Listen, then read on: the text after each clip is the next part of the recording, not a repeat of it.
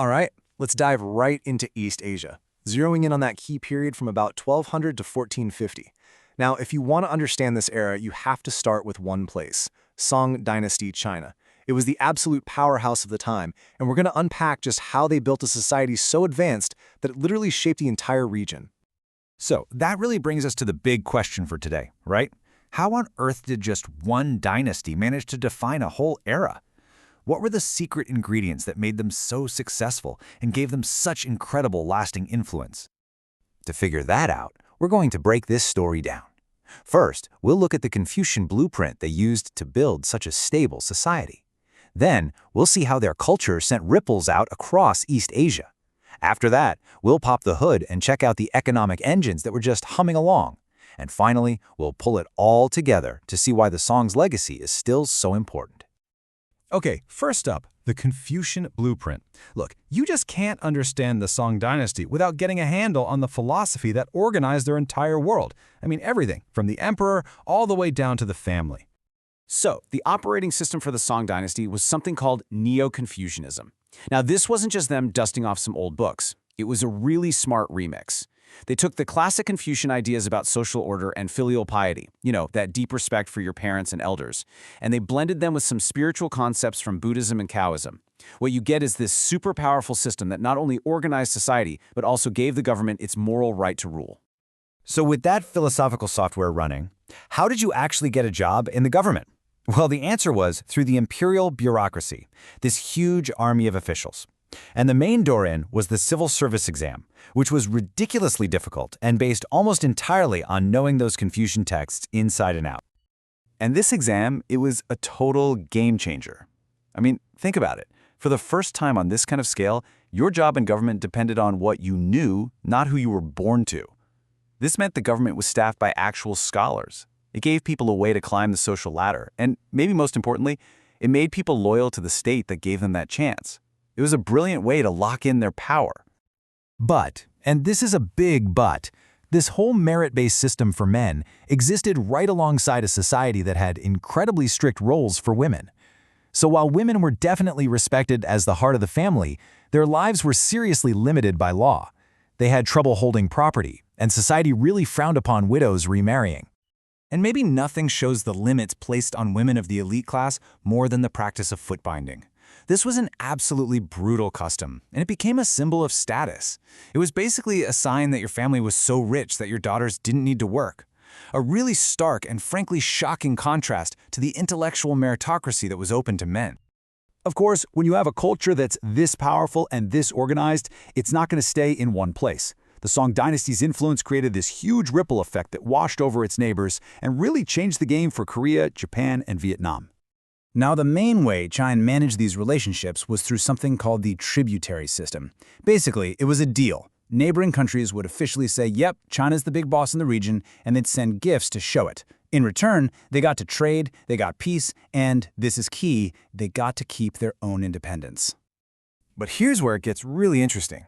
This was not a simple copy-paste job. These other countries were picky. For example, both Korea and Vietnam looked at the civil service exam and said, yeah, that's a great idea, and they adopted similar systems. But when it came to social stuff, it's a whole different story.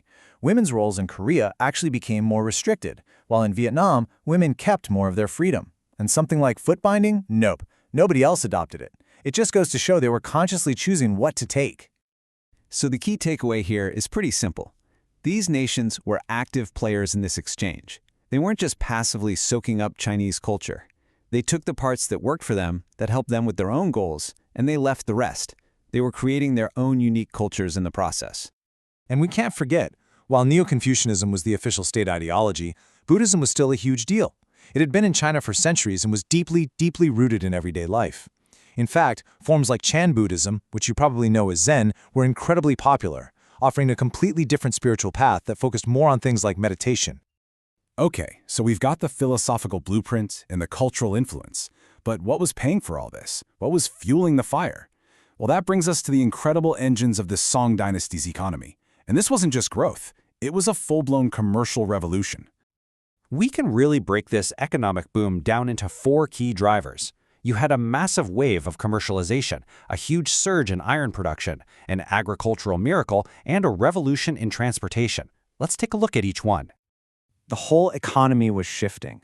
People weren't just growing food for themselves anymore, they were making stuff to sell at market. And to make it all work, the Song Chinese developed financial tools that were way ahead of their time. We're talking about the widespread use of paper money and credit systems, stuff that Europe wouldn't see for hundreds of years. At the very same time, iron production just exploded. I mean, by the 11th century, the amount of iron and steel China was pumping out was absolutely staggering. And they used it for everything. Better weapons and armor, coins for the booming economy, and of course, better farming tools like plows. And that brings us to a real game changer, Champa rice. This new type of rice came from what is now Vietnam, and it was a miracle crop.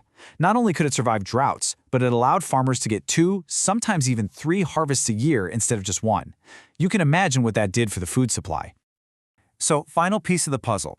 How do you move all this rice and iron and everything else? Well, the Song invested big time in transportation. They expanded the Grand Canal into a massive superhighway for goods. For the ocean, the magnetic compass became standard, and their huge trading ships, called junks, were the most advanced on the planet, with amazing innovations like watertight compartments to keep them from sinking.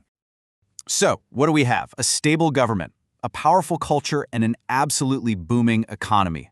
Let's pull all these threads together now and see how they combine to create the Song dynasty's incredible legacy.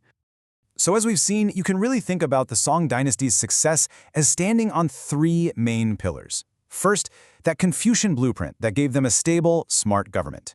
Second, that powerful cultural influence that shaped the entire region.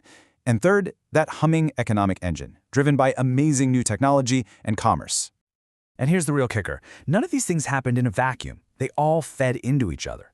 A stable government allowed the economy to grow. That new wealth then paid for amazing cultural and tech advances. And that, in turn, made the government even stronger and more influential.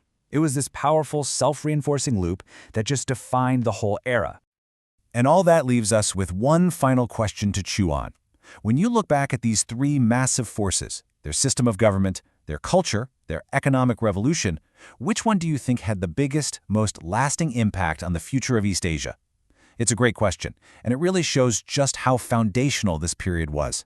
Thanks for digging into this with me.